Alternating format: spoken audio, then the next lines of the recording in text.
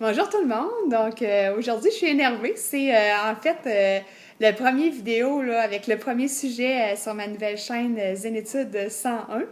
Donc le sujet que j'ai choisi, c'est un sujet un petit peu d'actualité pour moi aujourd'hui. C'est la peur du jugement des autres. Parce que je vous cacherai pas que c'est la première fois que je fais des vidéos sur YouTube et que oui, j'ai peur de ce que les autres vont penser. J'ai peur du jugement des autres. Donc, dans cette vidéo-là, je vais essayer de vous donner des petits trucs pour minimiser l'impact du regard des autres sur nous. Puis surtout, oser faire ce qu'on a envie, réaliser nos rêves, oser être nous-mêmes finalement. Donc, selon moi, la première chose à faire, ça serait de prendre des notes quand on est dans une situation d'anxiété face au regard des autres. Par exemple, il faudrait noter face à qui ça arrive.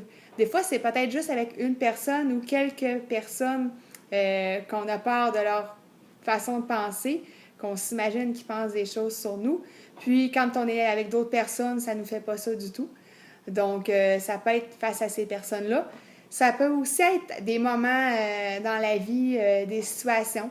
Par exemple, la peur de parler en public ou la gêne de rencontrer des nouvelles personnes. Si on va, par exemple, dans un souper d'amis ou dans un party.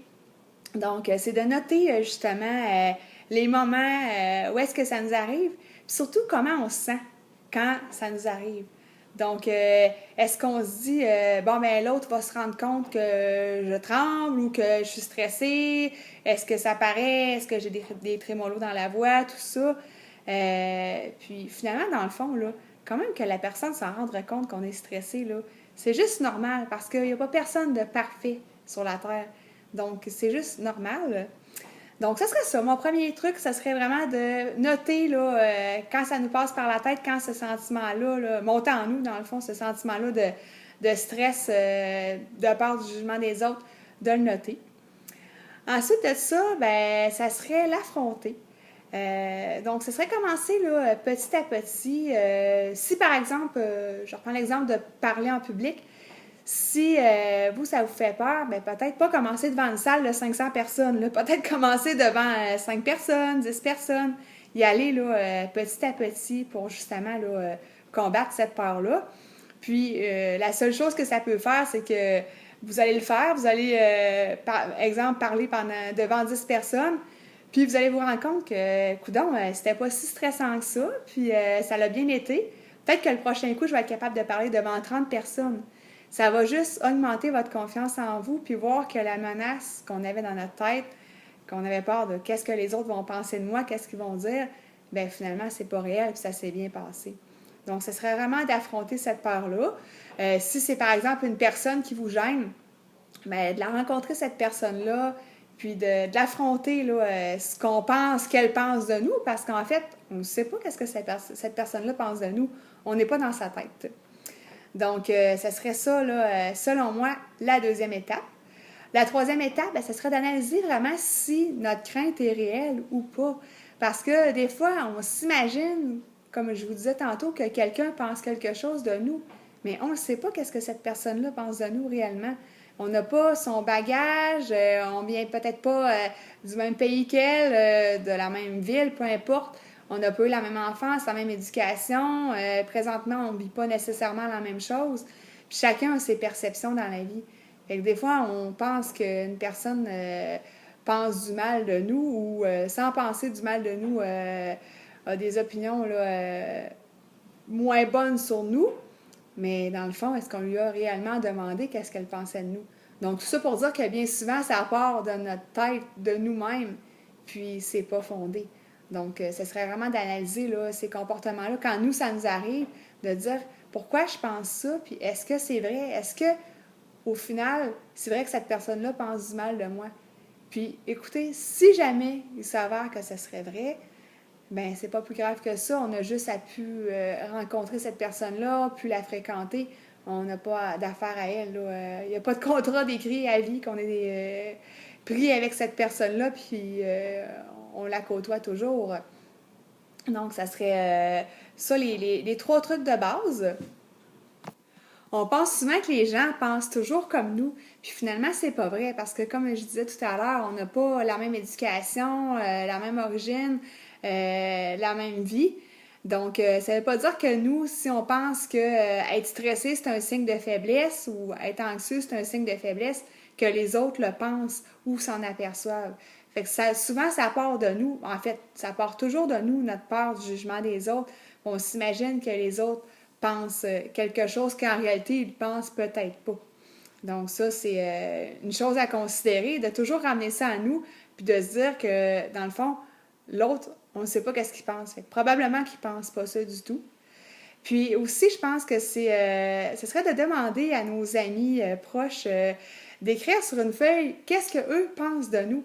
Puis des fois, on fait des belles surprises. On ne s'attend pas à ce que les gens pensent, par exemple, qu'on est généreux, qu'on est patient.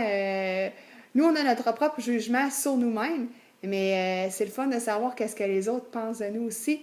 Puis, ça renforce notre sentiment de confiance en soi. À ce moment-là, on est plus capable d'affronter cette part du jugement des autres. Là.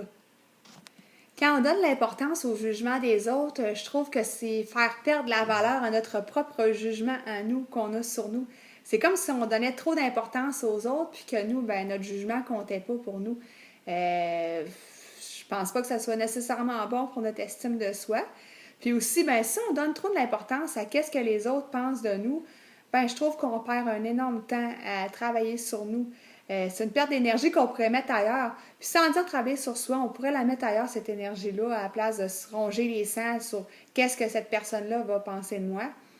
Puis justement aussi, si on met trop d'emphase sur le jugement des autres, ben quelque part, c'est les ignorer parce que pendant qu'on s'imagine qu'est-ce qu'ils pensent de nous, on n'écoute pas qu'est-ce que ces personnes-là ont à dire, puis on regarde pas qu'est-ce que ces personnes-là sont vraiment. Donc, c'est vraiment là, une perte de temps, tant qu'à moi, à ce niveau-là. Dans le fond, là, pourquoi se concentrer sur les aspects négatifs du jugement des autres? Pourquoi toujours essayer de trouver ce que l'autre pense en mal de nous et non pas qu'est-ce que cette personne-là pense en bien? Pourquoi pas rechercher les signes de reconnaissance puis d'admiration quand cette personne-là nous parle? Je pense que ça augmenterait grandement notre confiance en nous à la place de perdre du temps sur justement les points négatifs qu'on essaie de trouver que l'autre va trouver sur nous. De toute façon, comme on entend souvent parler, ça prend de tout pour faire un monde. Donc, c'est sûr qu'on ne pourra jamais plaire à tout le monde. Il y a des gens à qui on va plaire en faisant telle chose, des gens à qui on va déplaire. Puis si on fait le contraire, on va déplaire aux autres personnes, puis on va plaire aux autres. Donc, pourquoi se battre avec ça? Pourquoi pas faire ce que nous, on a envie de faire? Puis, tant mieux si on plaît à des gens, puis tant pis si on ne plaît pas à d'autres personnes. De toute façon, ça, on le remarque souvent, par exemple, dans la société de consommation de nos jours. Par exemple, ils vendent un nouveau produit. C'est sûr qu'il y a des gens qui vont acheter ce produit-là, puis il y a d'autres gens qui vont dire « Oh non, ce produit-là n'est pas bon, ça ne m'intéresse pas, ça ne me touche pas. » Puis à côté, sur la tablette, il va y avoir un autre produit différent, puis ça va attirer certaines personnes, puis d'autres non. Donc, c'est sûr qu'on ne pourra jamais plaire à tout le monde. Aussi bien se plaire à soi-même, puis on va être heureux comme ça. Donc, j'espère que ces petits conseils-là sur la part du jugement des autres vous ont aidé.